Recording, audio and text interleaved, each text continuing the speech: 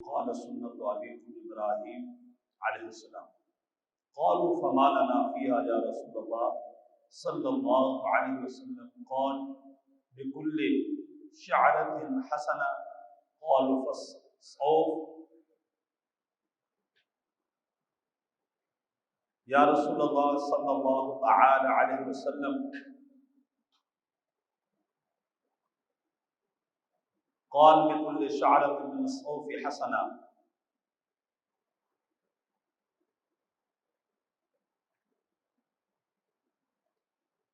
حضرت محترم حضرت زید بن ارقم رضی اللہ تعالی عنہ صحابی رسول ہیں.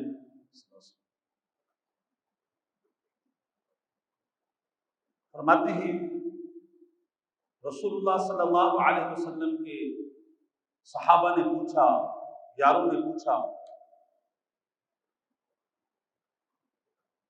ما هذه الاضاحی، یا رسول اللہ صلی اللہ علیہ وسلم یہ جو قربانیاں ہیں اس کا نفع کیا ہے؟ یہ جو قربانیاں ہیں یہ ہماری شریعت میں ہے یا پہلی شریعت میں بھی تھی؟ ہم نے پہلے بھی بتایا ہے قربانی ہر شریعت میں رہی ہے. وَلِكُلِّ أُمَّةٍ جَعَلْنَا مَنْسَكًا. اللہ ارشاد فرماتا ہے قربانی ہر شریعت میں رہی ہے، لیکن ان کی قربانی کے قبول ہونے کا ذریعہ اور طریقہ وہ الگ تھا. جو وہ قربانی کرتے تھے اس کو کھا نہیں سکتے تھے. قربانی کے لحوم وغیرہ، گوشت وغیرہ وہ نہیں کھا سکتے، قربانی کرتے تھے. حضور صلی اللہ علیہ وسلم کی شریعت میں یہ نرمی ہے. حضور صلی اللہ علیہ وسلم کے چہرہ والضحا کا صدقہ ہے کہ حضور کی امت میں یہ نرمی ہے کہ آپ قربانی کریں، اللہ کے نام پر ذبح کریں، پھر آپ ہمارے ہاں تو 3 حصے کیے جاتے ہیں. ایک حصہ اپنے لیے بچوں کے لیے رکھا جاتا ہے، ایک حصہ جو ہے جیران اور پڑوس کے لیے رکھا جاتا ہے، ایک حصہ جو ہے مساکین اور فقراء پر تقسیم کیا جاتا ہے. لیکن اگر کوئی ایسا کرے کہ وہ پڑوس کو بھی نہ دے اور وہ مساکین اور غرباء کو بھی نہ دے، وہ آج کل کے جدید دور کے مطابق فریج میں اکٹھا کر کے رکھ دے کہ بس میرے بچے کھائیں، میرے اہل و عیال کھائیں، میرے گھر والے کھائیں. حضور صلی اللہ علیہ وسلم کے چہرہ والضحا کا صدقہ بندے کے لیے یہ کرنا بھی جائز ہے، یہ کرنا بھی جائز ہے. لیکن اخلاقی اور مروت جو ہے یہ اس کے خلاف ہے کہ ہمارے در پر کوئی قربانی کا حصہ ہم نے رکھا اور وہ مانگنے کے لیے آیا، ہم نے نہ دیا، یا پڑوس کو ہم نے اس کا حق جیران ادا نہ کیا، یہ اخلاقی اور مروتوں کے خلاف ہے. باقی صحابہ نے پوچھا یا رسول اللہ صلی اللہ علیہ وسلم ما هذه الاضاحی ای من خصائص شریعتنا ای سبقنا بها بعد الشرع. یہ حضور صلی اللہ علیہ وسلم کی خصوصیت قربانی خصوصیت نہیں، قربانی ہر شریعت میں رہی ہے، لیکن قربانی کا گوشت کھانا، قربانی کو خود استعمال کرنا یہ حضور صلی اللہ علیہ وسلم کی شریعت میں. حبیب علیہ الصلوۃ والتسلیم نے فرمایا، اللہ اکبر، فرمایا سنت ابیکم ابراہیم علیہ الصلوۃ والتسلیم. فرمایا وہ پیارے خلیل، پیارے ابراہیم علیہ الصلوۃ والتسلیم جو میری جد اعلیٰ ہیں اور تمہاری بھی جد اعلیٰ ہیں. قرآن پاک میں ہمیں کہا گیا وَاتَّبِعْ ملت ابراہیم. اللہ ارشاد فرماتا ہے ابراہیم کے جو توحیدی مشن تھا، ابراہیم علیہ السلام و تسلیم کی مشن کا جو بت شکنی تھی، ابراہیم علیہ السلام و تسلیم کا جو مشن تھا کہ اللہ کو عبادت کرنی ہے اور بتوں کو پاش پاش کرنا ہے اور بتوں کو ریزہ ریزہ کرنا ہے، فرمایا واتبع ملت ابراہیم، اے میرے حبیب کی امت تم بھی ملت ابراہیم، شرائع ابراہیم اور وہ جو توحید کے احکام ہیں، وہ جو وصف رسالت کے احکام ہیں، اس میں بھی تم نے انہی راستوں پر چلنا ہے جو میری جد اعلیٰ ابراہیم علیہ الصلوۃ والتسلیم اور تمہاری جد اعلیٰ بھی ابراہیم علیہ الصلوۃ والتسلیم کا طریقہ ہے. فرمایا سنت ابیکم ابراہیم، فرمایا یہ وہ طریقہ ہے جو میرے بھی باپ ابراہیم کا ہے اور تمہاری بھی جد اعلیٰ ابراہیم علیہ السلام. اللہ اکبر. حضرت ابراہیم علیہ السلام و تسلیم قالوا فما لنا فیہا یا رسول اللہ صلی اللہ علیہ وسلم، یا رسول اللہ یہ جو ہم قربانیاں کرتے ہیں ثواب کتنا ہے، قربانیاں کرتے ہیں اجر کتنا ہے. یہ بات یاد رکھیے گا، پہلے بھی ہم نے کہا طیب نفس کے ساتھ اللہ کی بارگاہ سے ثواب حاصل کرنا ایک، اور خوش دلی کے ساتھ دو.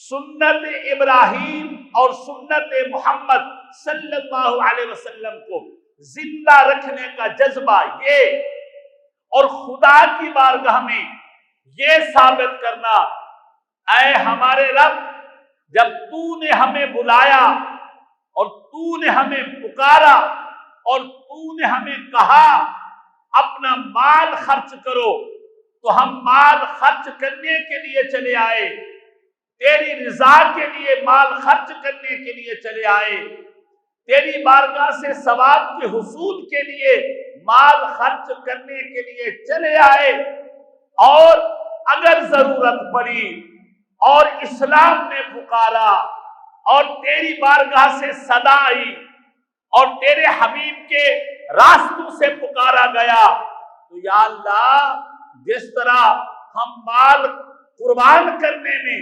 دریغ نہیں کر رہے، وقت پڑا تو اپنی جان دینے میں بھی دریغ نہیں کریں گے اور تیری بارگاہ میں سر کٹانے میں بھی دریغ نہیں کریں گے. ایک جذبہ. فما لنا فیہا یا رسول اللہ، ثواب کتنا ہے، اجر کتنا ہے. اللہ اکبر. میرے حبیب نے جو کہا وہ سنیے. قال بکل شعرۃ حسنہ، فرمایا ہر ایک بال کے بدلے میں ایک نیکی ہے. سبحان اللہ، حق بنتا ہے یار. ہر ایک بال کے بدلے میں ایک نیکی ہے.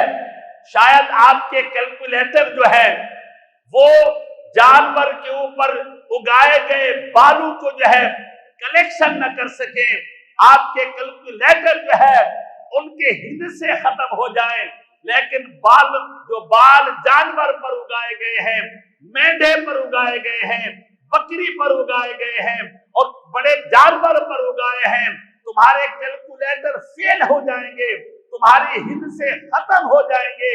لیکن خدا کی بارگاہ میں جو قربانی کرنے میں اجر ملے گا، نہ اس کو تم گن سکتے ہو نہ اس کو تم شمار کر سکتے ہو.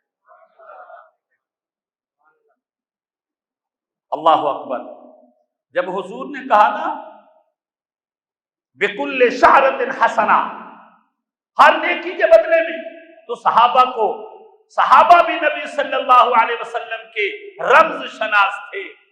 صحابہ حضور کی امت کے لیے راستے بتا کر کے جا رہے ہیں. کہنے لگے یا رسول اللہ صلی اللہ علیہ وسلم یہ جو بکرے ہوتے ہیں اور چھترے ہوتے ہیں جن کے وہ تو بال سے لدے ہوئے ہوتے ہیں، بال سے بھرے ہوئے ہوتے ہیں، اون سے بھرے ہوئے ہوتے ہیں، ان کی تو اون بکتی ہے، ان کے تو بال بکتے ہیں، उनके बारे में मेरे हबीब ने फरमाया, जब मैंने कह दिया ना बिकुल्ल शअरतिन मिन अस्सौफ हसना, फरमाया वो बड़े जानवर के बाल हों या जो छतरे हों जिनके बाल बिकते हैं, ऊन होती है, फरमाया उसके बदले में भी खुदा की बारगाह में तुम्हें अजर मिलेगा, खुदा की बारगाह से तुम्हें सवाब मिलेगा। और याद रखिएगा हदीस पाक में मेरे हबीब सल्लल्लाहु अलैहि वसल्लम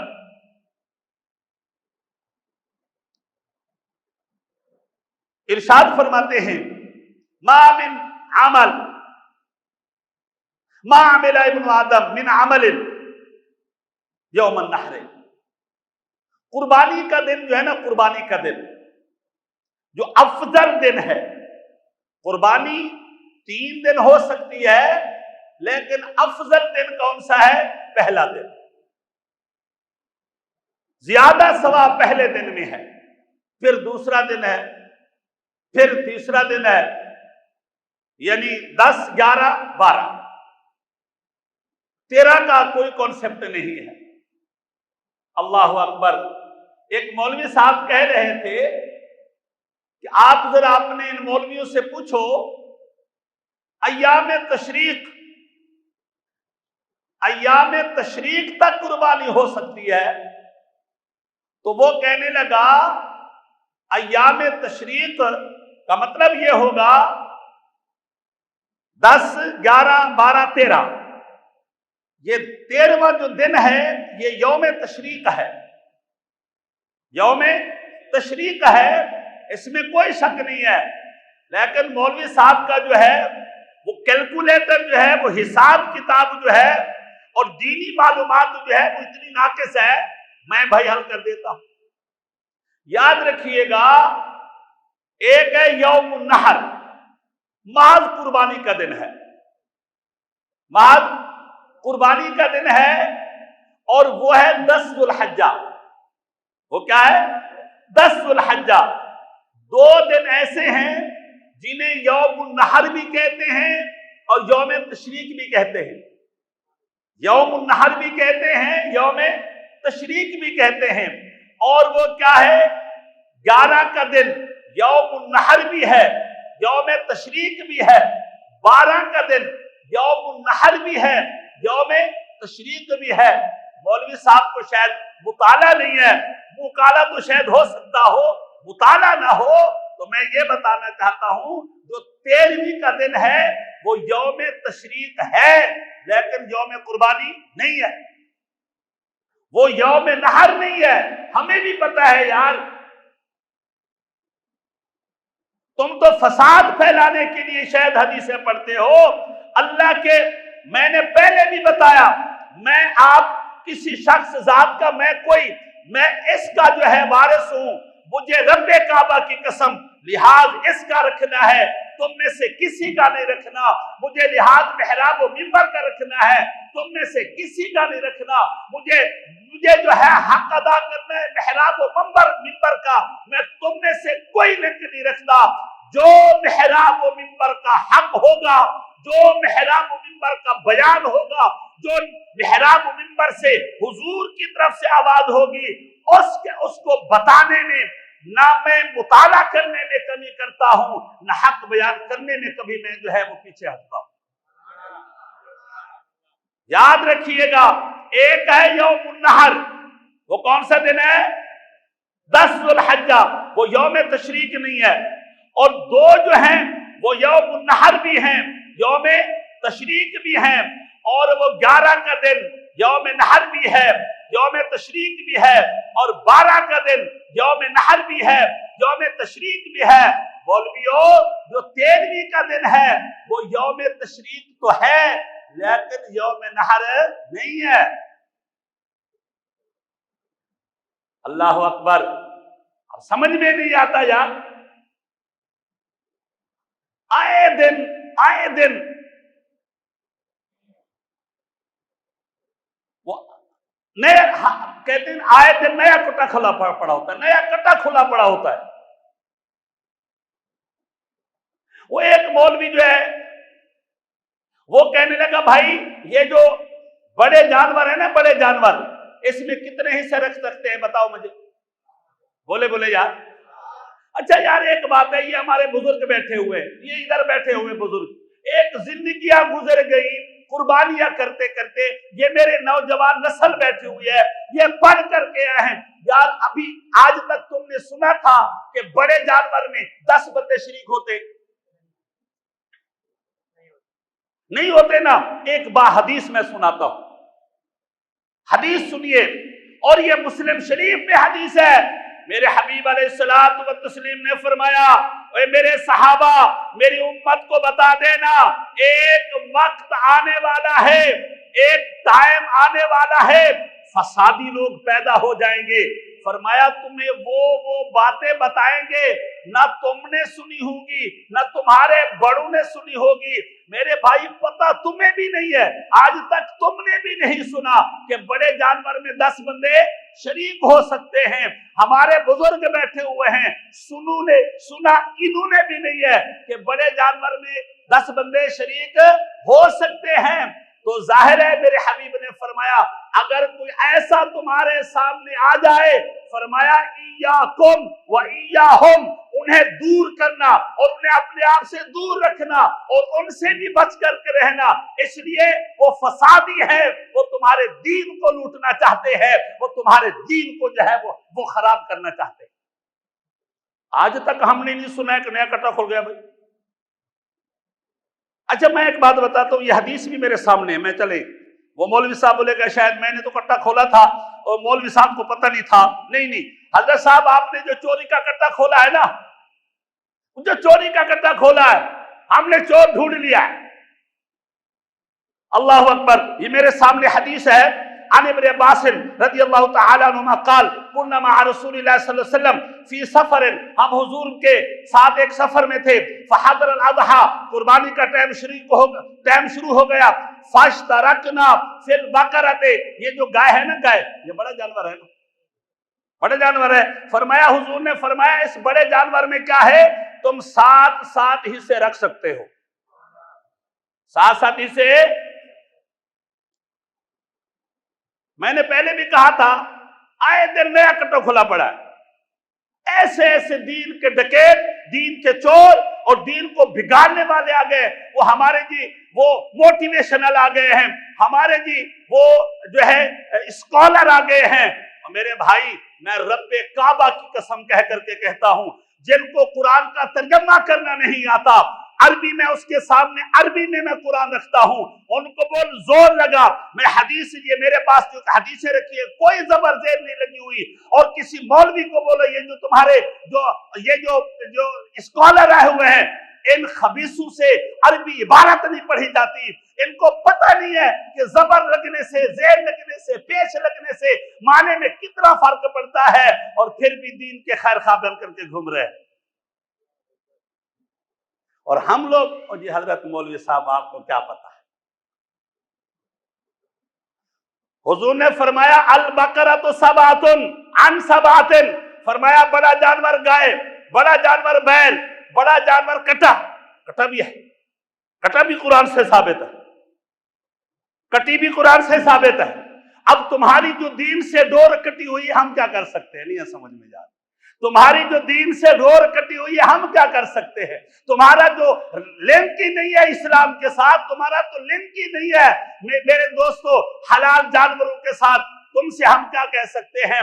कुरान पाक में है, अल्लाह इरशाद फरमाता है व उहिल्लत लकुम बहीमतुल अनआम, अल्लाह इरशाद फरमाता है लोगों हमने तुम्हारे लिए कुर्बानी के लिए या खाने पीने के लिए जानवर जो है, जो चौपाए हैं, 4 पांव वाले और बेजुबान जानवर कुछ हलाल कर दिए हैं। कुछ, मैंने कुछ की कैद क्यों लगाई? इसलिए कि अगर मैं ये कहता सारे बेजुबान जानवर जो है वो कुर्बानी के लिए जायज है, सारे चौपाए वाले जो है वो कुर्बानी के लिए जायज है, आपने सवाल करना था कि हजरत ये जो हिरन है वो जानवर भी है, चौपाया भी है, बेजुबान भी है, तो कुर्बानी के लिए जायज है? मैंने इसलिए कहा कुछ कहा, क्यों कि वो ठीक है, वो जानवर है, चौपाया है, बेजुबान है, لیکن قربانی کے لیے جائز نہیں ہے۔ ایک مولوی صاحب کہنے کہ حضرت یہ جو کٹے کا ذکر تو نہیں ہے، تو کٹا تو جائز نہیں ہوگا۔ میں نے کہا یہ بتا مولوی، ہرن حلال ہے یا حرام ہے؟ بولو حلال ہے، کھانے کا جانور ہے، اس شکار کا جانور ہے، حلال جانور ہے۔ اور مولویوں لگاؤ زور، مولویوں لگاؤ آگے پیچھے کا زور، ثابت کر کے دے دو قرآن پاک میں لکھا ہوا ہے کہ ہرن حلال ہے۔ اور کٹے کا ذکر نہیں تھا تو کٹا ہو گیا ناجائز، کٹی کا ذکر نہیں تھا کٹی ہو گئی ناجائز۔ ہرن حلال ہے نا، مولویوں سے پوچھو نا حلال ہے، ان کو بولو پورا اٹھاؤ قرآن، اٹھاؤ قرآن۔ قسمیں اٹھاتے میرے سر پر قرآن ہے، جھوٹی قسمیں مت اٹھاؤ۔ یہ کوئی قاعدہ کلیہ نہیں ہے، قاعدہ کلیہ قرآن نے بیان کر دیا۔ اللہ فرماتا ہے احلت لکم بہیمۃ الانعام، اے لوگوں تمہارے لیے کچھ حلال جانور ہیں جو چوپائے کہلاتے ہیں، بے زبان کہلاتے ہیں، عام حالات میں بھی کھا سکتے ہو، قربانی کے لیے بھی استعمال کر سکتے ہو۔ مولویوں سے پوچھو یہ کٹا عام حالات میں گناہ ہے؟ بولو یار، مولوی سے پوچھو مولوی صاحب میرے بچے کی تھی قربانی، شادی، میں شادی کے لیے گٹا لے کر کے آ گیا، وہ شادی جو میں نے مہمان نوازی کی وہ گٹا حرام ہے؟ اچھا بھائی مجھے ضرورت پڑی اچھے گوشت کی، موٹے تازے گوشت کی ضرورت پڑی اور اچھے گھی کی ضرورت پڑی، اس کے لیے میں نے وہ جو ہے نا بھینس پال لی، اس کا گوشت کھانا حلال ہے؟ جی حلال ہے۔ اچھا اس کا دودھ پینا حلال ہے؟ جی حلال ہے۔ اچھا اس کا گھی استعمال کرنا حلال ہے؟ جی حلال ہے۔ تو تمہیں ہو کیا گیا ہے کہ قربانی کے لیے ناجائز ہو گیا؟ ہم بڑے سادے لوگ ہیں یار۔ اللہ ہمارے درس کو قبول کرے۔ السلام علیکم ورحمۃ اللہ وبرکاتہ۔